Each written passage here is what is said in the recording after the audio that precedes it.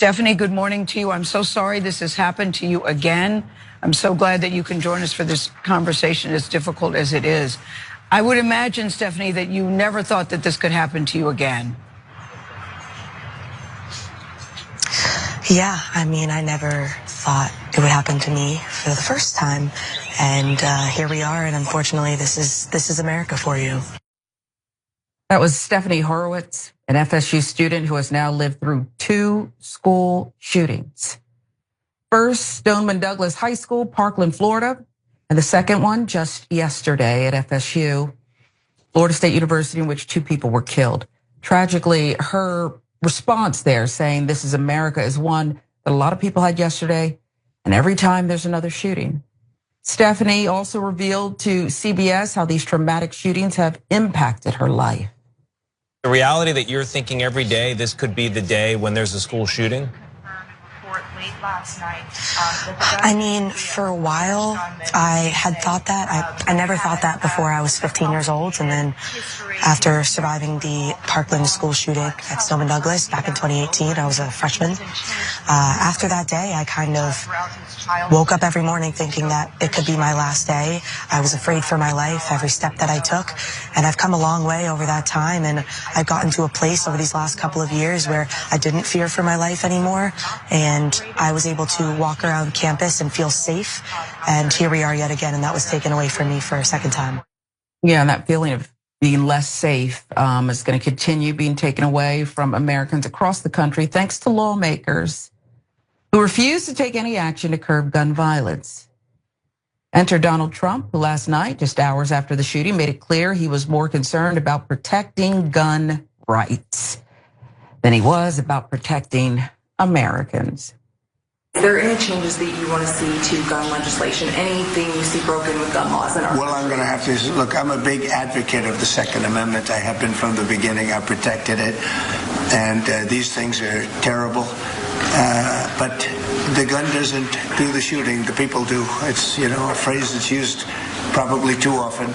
I will tell you that it's a shame. We'll have more to say about it later. What do you mean when you say there will be more to say about it?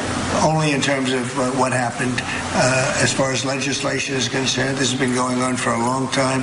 I have an obligation to protect the Second Amendment. I ran on the Second Amendment, among many other things, and I will always protect the Second Amendment. I probably have more respect for Donald Trump if in that moment he just said, not my issue. I wasn't there, not my problem. I'm old. I'm old enough that I didn't have active shooting training in school. My daughter has had that, and it's like no big deal to her. This is just the world that she was born into. Jen, thoughts on, I guess, his reaction to it? And even when I watched Stephanie Horowitz there, I don't know her, so I don't have a baseline, but I see someone who is impacted in a way that is PTSD, trauma. She's talking about when she's 15. Now here she is again at Florida State University and is not safe. And you can't guarantee that she's safe when the next person with a gun, whether it's their mom's, handgun that they find or a long gun, it's just, this is America and it's disgusting. Yeah.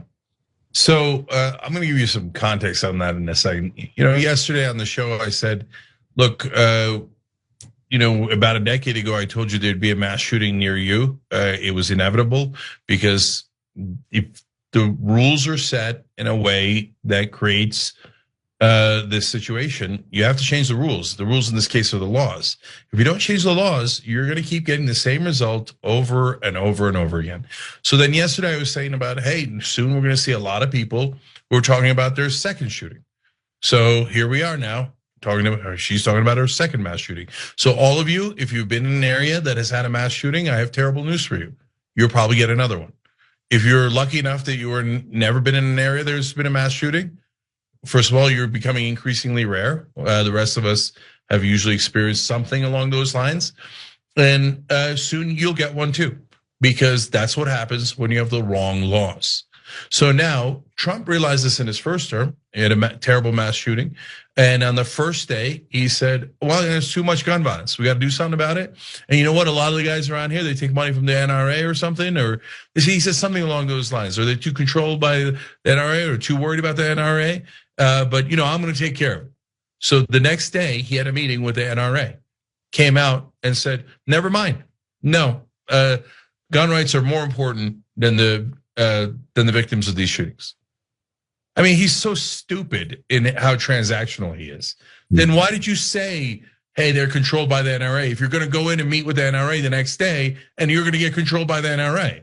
But that's what's so frustrating about his supporters is that you saw that with your own eyes. A lot of them didn't, because Fox News, of course, didn't talk about that. Their media didn't talk about that. But for those of you who saw that with your own eyes, why would you believe anything this guy says? So, I mean, to Sharon's point, at this point, he's not being quite as honest as Sharon wanted him to be, but he's almost getting there where he's like, yeah, dead people, I get it. But I care more about the Second Amendment rights than he cares about average American citizens. And is it because he's like emotionally wedded to the Second Amendment? He's shredding the Constitution in every other way, right? Detaining American citizens, not listening to courts, talking about running for a third term. You love the Constitution? No, you love the money, dude. You love the money that the NRA gives you. So what he's actually saying is, I like the money I'm getting more than I like your lives. Let's be honest about it.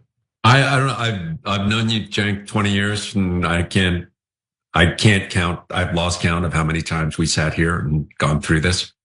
We've talked about these stories. The chances are that young woman will be in a third shooting. She could very possibly be in a third shooting. She's young enough.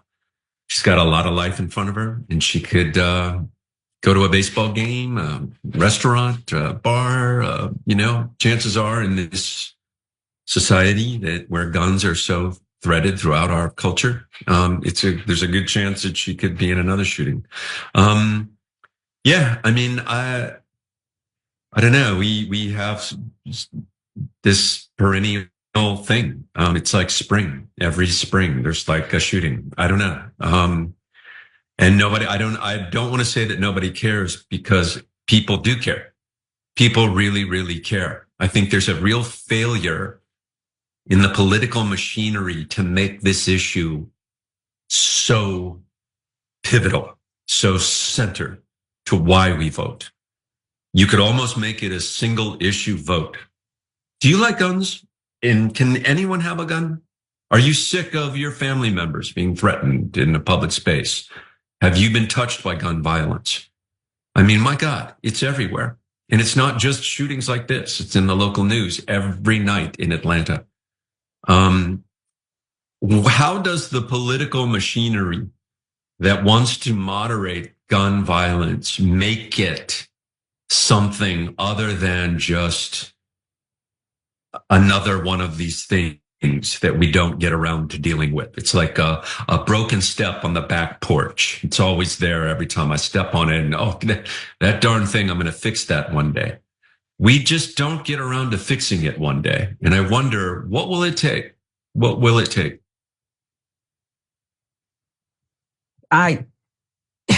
Brian, when you say people do care, I agree with you.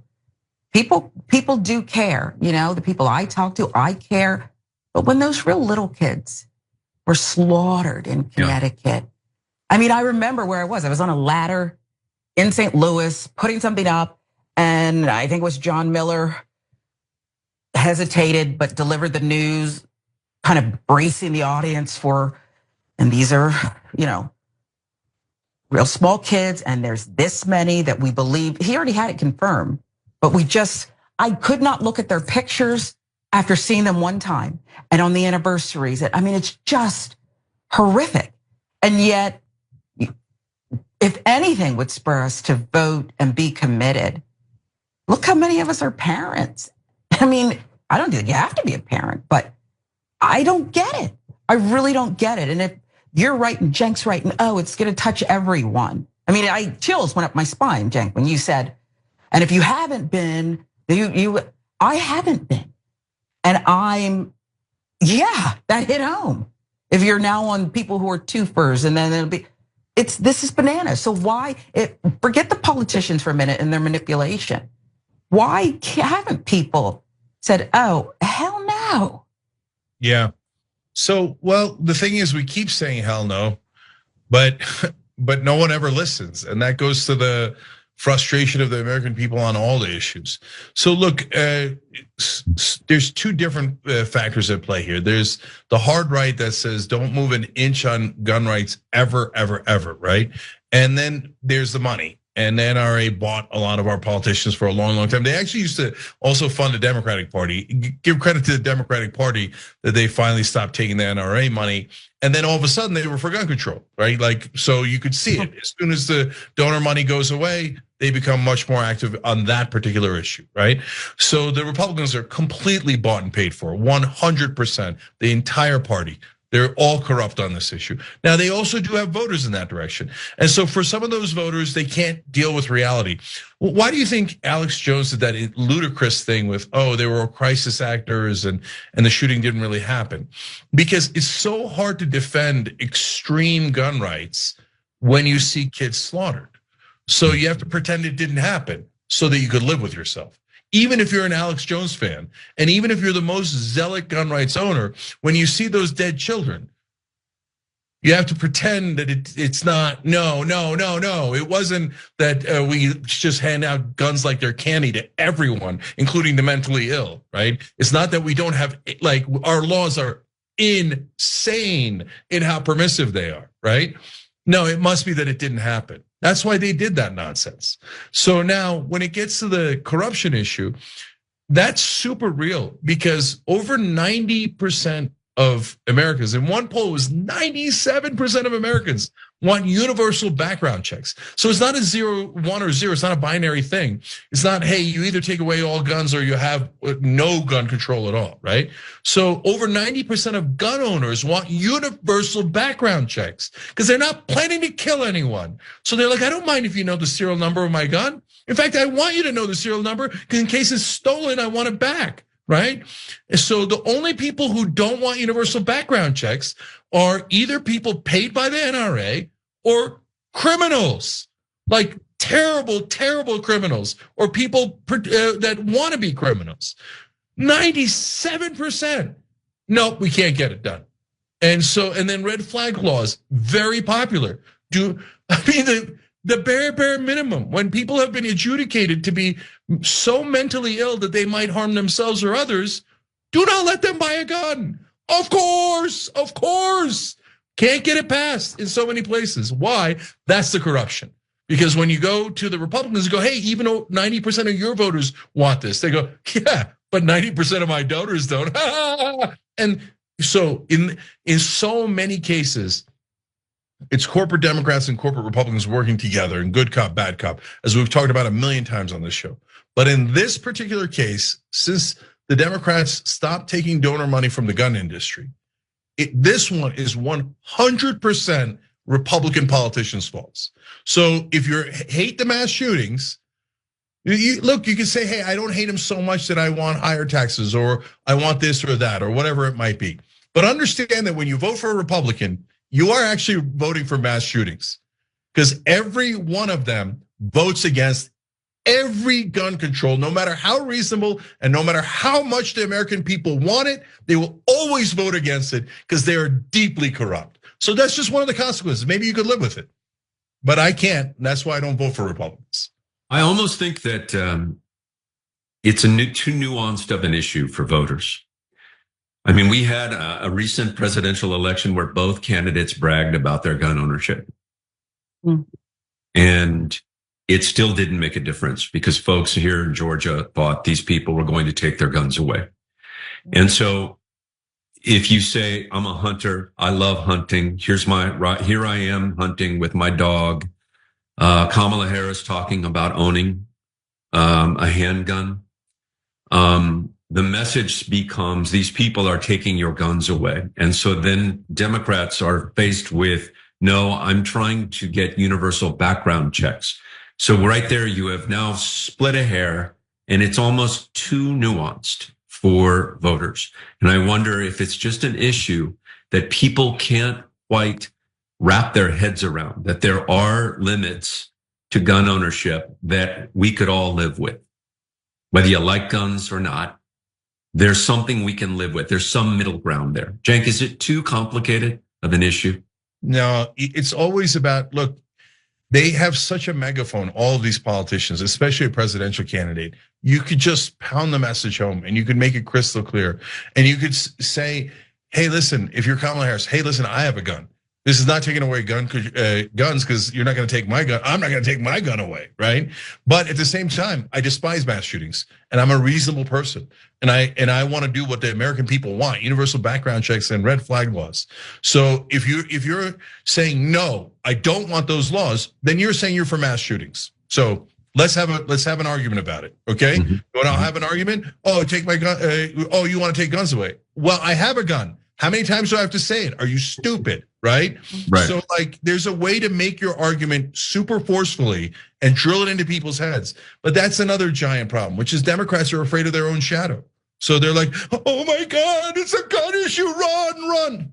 No, don't run. Stand your ground and fight back politically, rhetorically, and win the goddamn argument. Otherwise, this is never gonna win. This is never gonna end.